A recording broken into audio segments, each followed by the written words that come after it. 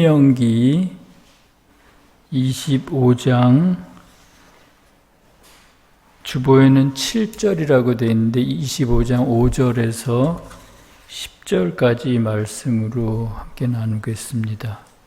말씀을 읽겠습니다. 형제들이 함께 사는데 그중 하나가 죽고 아들이 없거든 그 죽은 자의 아내는 나가서 타인에게 시집가지 말 것이요 그의 남편의 형제가 그에게로 들어가서 그를 맞이하여 아내로 삼아 그의 남편의 형제된 의무를 그에게 다 행할 것이요 그 여인이 낳은 첫 아들이 그 죽은 형제의 이름을 잊게 하여 그 이름이 이스라엘 중에서 끊어지지 않게 할 것이니라. 그러나 그 사람이 만일 그 형제의 아내 맞이하기를 즐겨하지 아니하면 그 형제의 아내는 그 성문으로 장로들에게로 나아가서 말하기를 내 남편의 형제가 그의 형제의 이름을 이스라엘 중에 잊기를 싫어하여 남편의 형제된 의무를 내게 행하지 아니하나이다 할 것이요 그 성읍 장로들은 그를 불러다가 말할 것이며 그가 이미 정한 뜻대로 말하기를 내가 그 여자를 맞이하기를 즐겨하지 아니하노라 하면 그의 형제의 아내가 장로들 앞에서 그에게 나아가서 그의 발에서 신을 벗기고 그의 얼굴에 침을 뱉으며 이르기를 그의 형제의 집을 세우기를 즐겨하지 아니하는 자에게는 이같이 할 것이라 하고 이스라엘 중에서 그의 이름을 신 벗김 받은 자의 집이라 부를 것이니라. 세교의 가르침 천국의 비밀 4835의 3항에 있는 내용을 소개해 드리겠습니다. 진리가 생명이 있는 진리, 열매를 맺는 진리가 되기 위해서는 그리고 계속해서 교회에 속한 것이 되기 위해서는 진리 고유의 선인 친족의 선이 아닌 것과 결합하면 안 됩니다.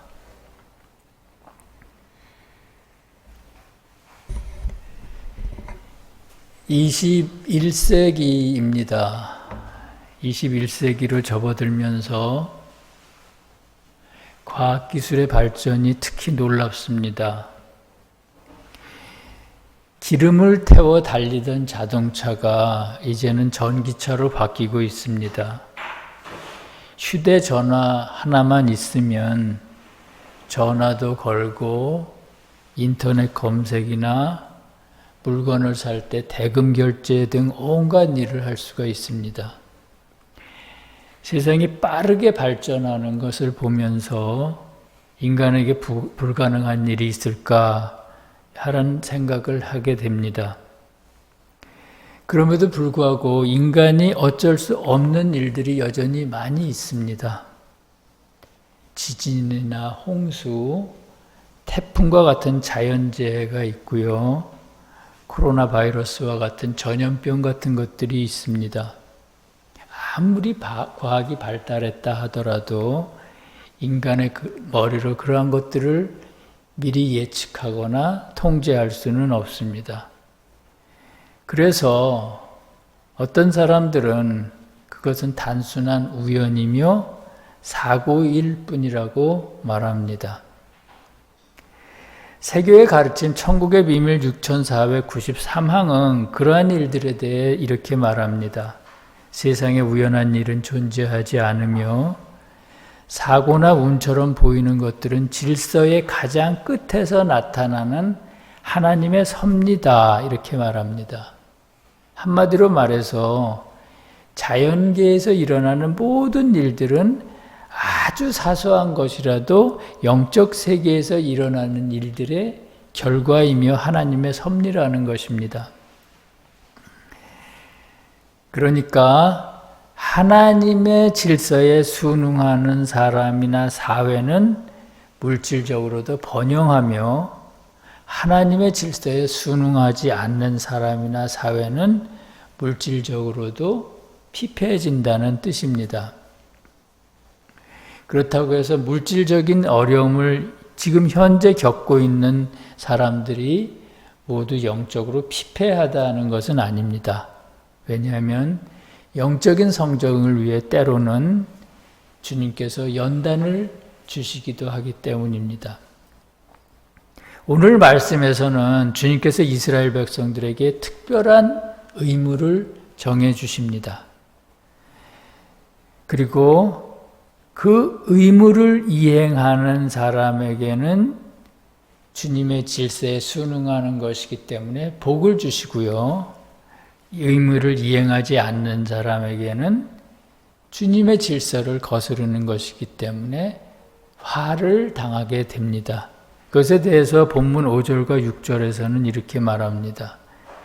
형제들이 함께 사는데 그중 하나가 죽고 아들이 없거든 그 죽은 자의 아내는 나가서 타인에게 시집가지 말 것이요 그의 남편의 형제가 그에게로 들어가서 그를 맞이하여 아내로 삼아 그의 남편의 형제된 의무를 그에게 다 행할 것이요 그 여인이 낳은 첫 아들이 죽은 형제의 이름을 잊게 하여 그 이름이 이스라엘 중에서 끊어지지 않게 할 것이니라 이렇게 말합니다.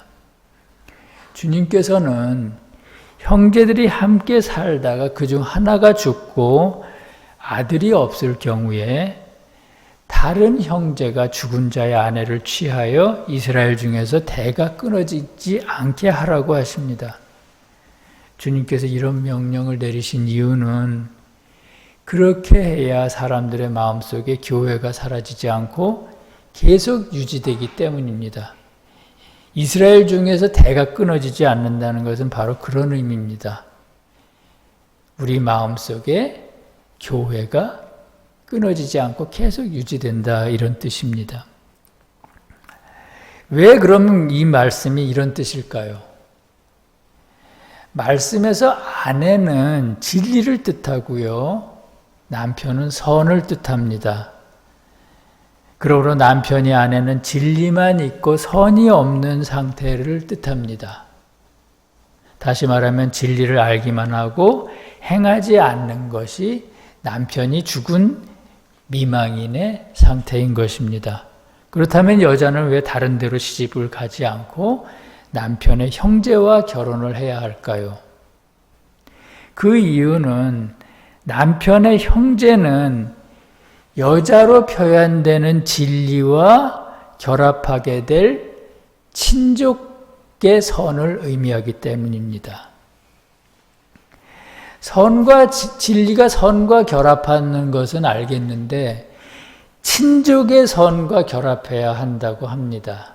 그렇다면 친족의 선이란 어떤 걸까요? 영어로는 kindred good이라고 되어 있는데 kindred라는 말은 이렇게 친척, 친족을 의미합니다. 친족의 선이란 우리 마음속에 교회가 서기 위해서는 선과 진리들이 서로 이렇게 결합해야 되는데 각각의 진리들은 자기에게 맞는 선이 있으며 그래서 그 선과 결합해야 한다는 것입니다.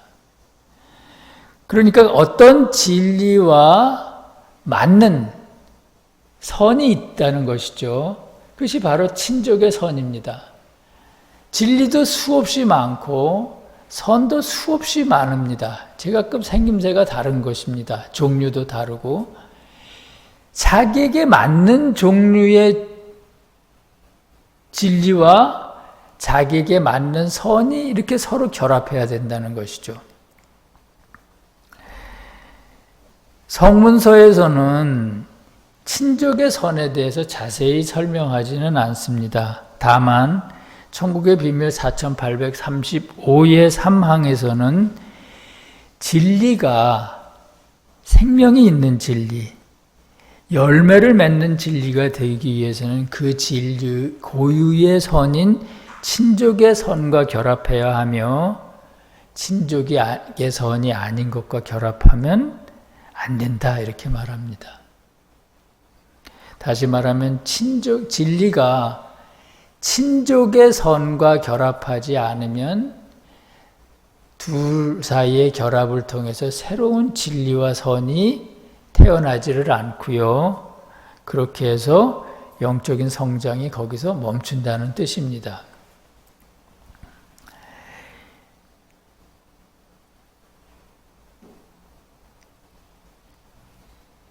그러면 친족의 선이란 어떻게 이해를 해야 할까요? 개인적인 생각으로는 이렇게 이해를 합니다. 주님이 주시는 선이나 사랑을 크게 나누면 주님에 대한 사랑과 이웃에 대한 사랑이 있습니다. 주님에 대한 사랑과 이웃에 대한 사랑이 같은 것 같지만 사실은 좀 다릅니다. 어떻게 다를까요? 주님에 대한 사랑은 선을 사랑하는 것이고요. 이웃에 대한 사랑은 이웃의 안에 있는 진리를 사랑하는 것입니다.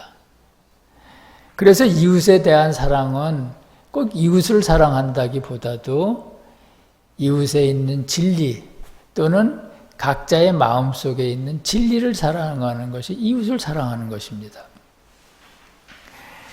그래서 세교회에서는 특별히 이웃과 직접적인 관계를 맺거나 그에게 어떤 도움을 주거나 하지 않더라도 각자가 하는 일을 진실하게, 정직하게, 성실하게 한다면 그것을 이웃을 사랑하는 최고의 이웃사랑이라고 그렇게 말합니다.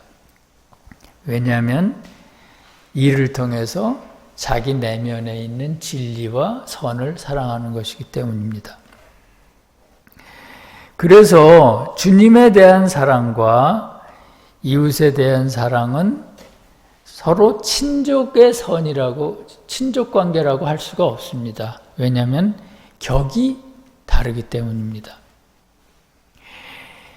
이와 같이 친족의 선은 서로 성격이 비슷하고 격이 비슷한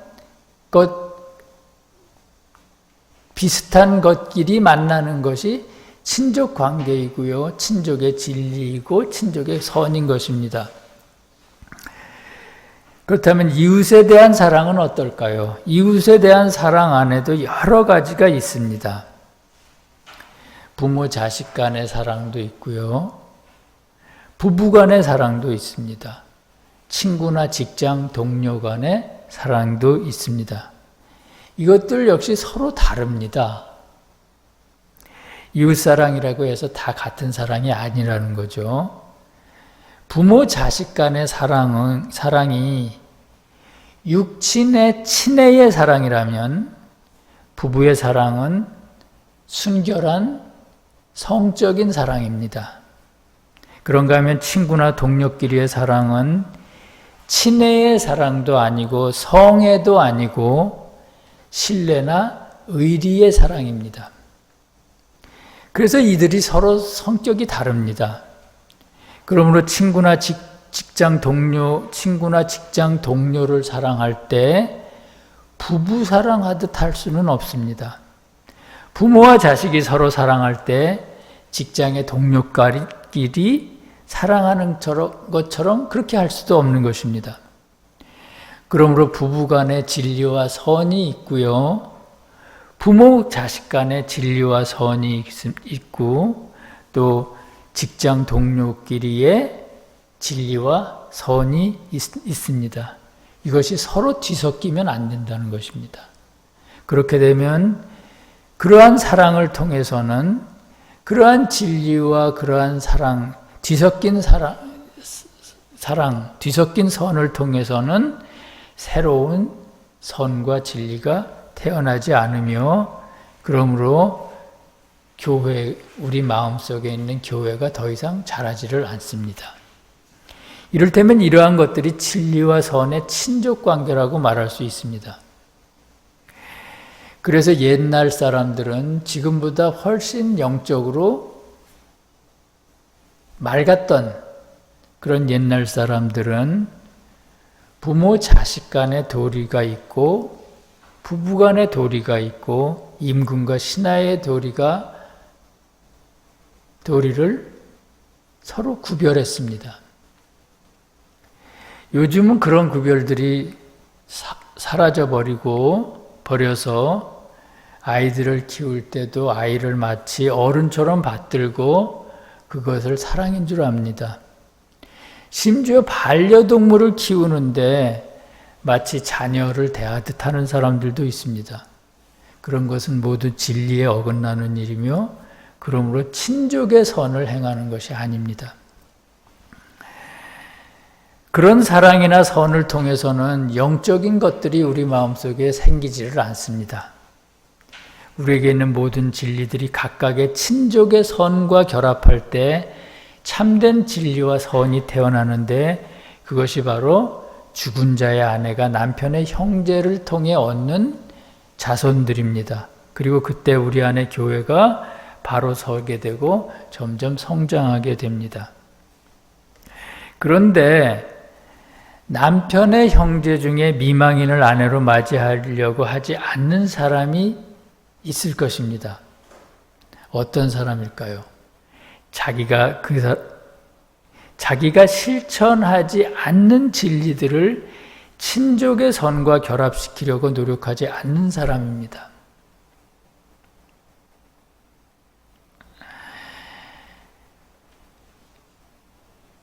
그러니까 남편의 형제이면서 죽은 형제의 미망인을 아내로 맞이하려 하지 않는 사람은 영적으로는 자기가 실천하지 않는 진리들을 친족의 선과 결합시키려고 노력하지 않는 사람이라는 것입니다. 다시 말하면 실천하지 않는 각각의 진리들을 그 성격과 종류와 취지에 맞게 행하려고 노력하지 않는 사람이라는 것입니다. 그들이 형제된 자의 의무를 다하지 않는 사람입니다. 그럴 경우에 미망인은 그들 성의 장로들에게 나아가 남편의 형제가 형제된 의무를 다하지 않는다고 그렇게 고발하고 그리고 나서 다음과 같이 행하라고 하십니다. 9절 말씀입니다. 그의 형제의 아내가 장로들 앞에서 그에게 나아가서 그의 발에서 신을 벗기고 그의 얼굴에 침을 뱉으며 이르기를 그의 형제의 집을 세우기를 즐겨 아니하는 자에게는 이같이 할 것이라 하고 이스라엘 중에서 그의 이름을 신벗김 받은 자의 집이라 부를 것이니라 이렇게 말하라고 했습니다. 이것은 이 말씀의 영적 의미는 앞에서 말씀드린 것과 같은 그런 의미인데 이러한 규례가 이러한 율법이 실제로 이스라엘 백성들은 생활 가운데서 적용했다는 것입니다. 그것은 이스라엘 백성들은 진정한 교회라기보다 주님을 또는 진리를 표상하는 교회였기 때문입니다. 그러니까 말하자면 주님의 그림자와 같은 교회였다는 것입니다. 그래서 이스라엘 사람들이 예배 가운데 행하는 모든 규례와 모든 행위들 그리고 삶 가운데서 주님께서 지키라고 하는 모든 율례들은 바로 이러한 영적인 의미들을 담고 있었습니다.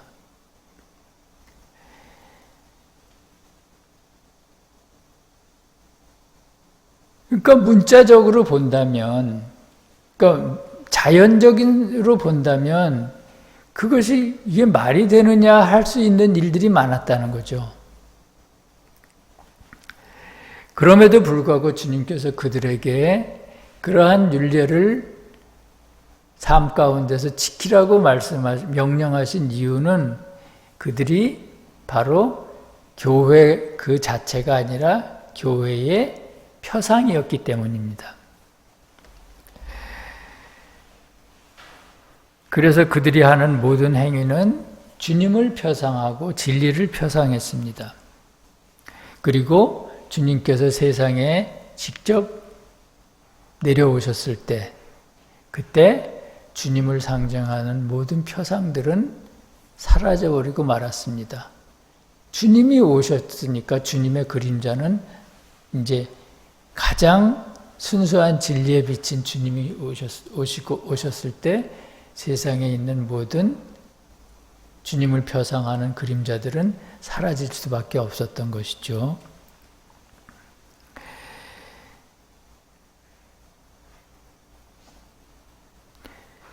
형제의 의무를 다하지 않는 사람에게 죽은 형제의 미망이니 그의 발에서 신을 벗기고 얼굴에 침을 뱉는다고 했습니다.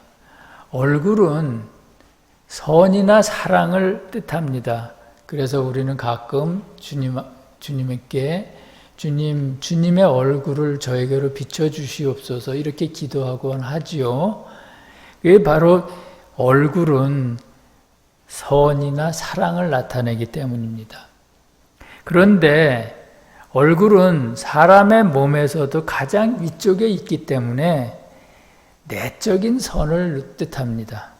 그리고 발은 가장 낮은 곳에 있기 때문에 자연적인 선을 의미합니다.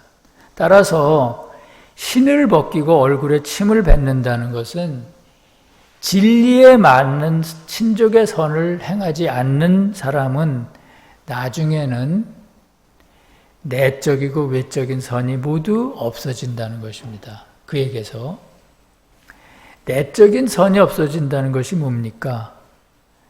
선과 진리를 사랑하지 않게 된다는 것입니다.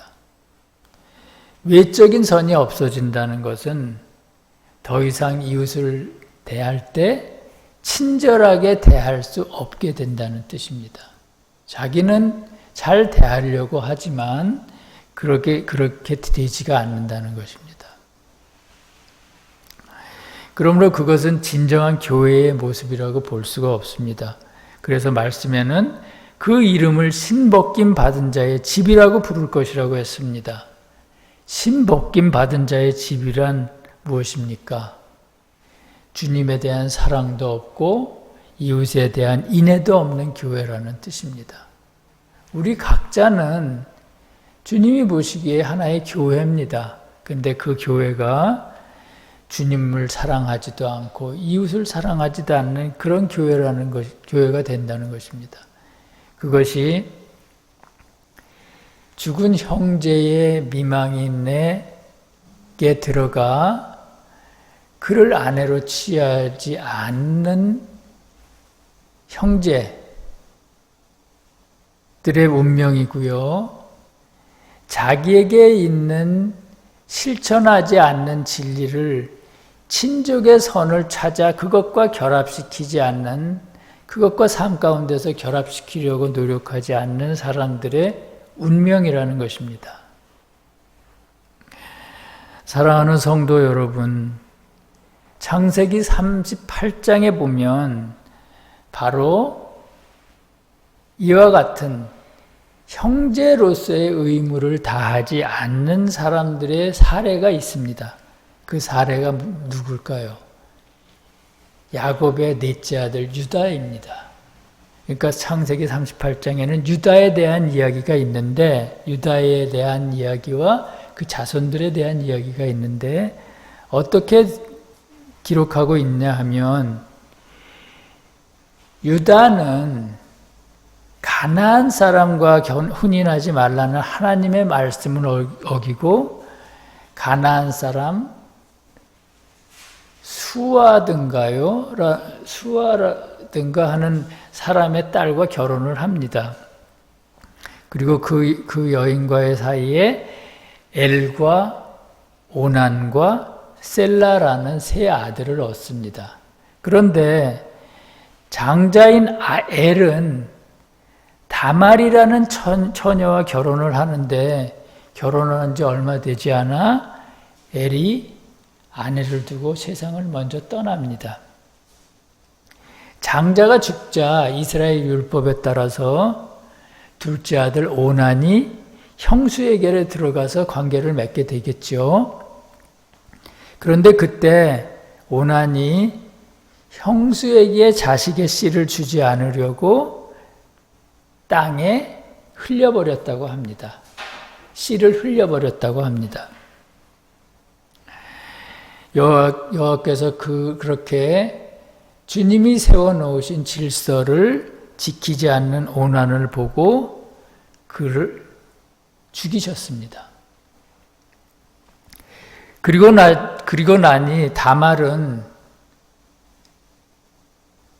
자식을 볼 수가 없게 되지 않았습니까? 그래서 다말은 꾀를 내서 매춘부 행세를 하면서 시아버지 유다가 나오는 길목에서 매춘부 행세를 하여 시아버지와 관계를 맺습니다. 그렇게 해서 낳은 아들이 베레스와 세라라는 쌍둥이 아들입니다. 이러한 사실로부터 우리는 어떤 걸 알 수가 있을까요? 유다의 자손들은 하나님이 보시기에는 모두 불법의 관계를 통해 얻은 자손들이라는 겁니다. 하나는 하나님께서 혼인하지 말라는 사람과 결혼을 했고요. 하나는 나머지 아들들은 그러니까 베레스와 세라라는 아들들은 며느리와의 관계를 통해 얻은 아들이라는 거죠. 그렇다면 그 유다가 그리고 유다의 자손들이 하나님의 질서를 어긴 대가는 어떤 것이었을까요? 그들이 바로 세상에 오신 하나님이신 예수 그리스도를 십자가에 매달았습니다. 주님을 십자가에 매달아 죽인 것은 그들이 결국 진리를 죽이는데 앞장을 섰다는 것입니다. 앞에서 뭐라고 그랬습니까? 진리를 행하되 친족의 선으로 행하지 않는 사람들은 주님에 대한 사랑이나 이웃에 대한 인애 또는 선과 진리에 대한 사랑을 모두 잃어버린다고 말씀드렸죠. 유다의 자손들이 바로 그런 사람들이었습니다. 주님의 질서를 거부했을 때 그들의 자손들은 그렇게 진리를 파괴하고 죽이는 데 앞장섰던 것입니다.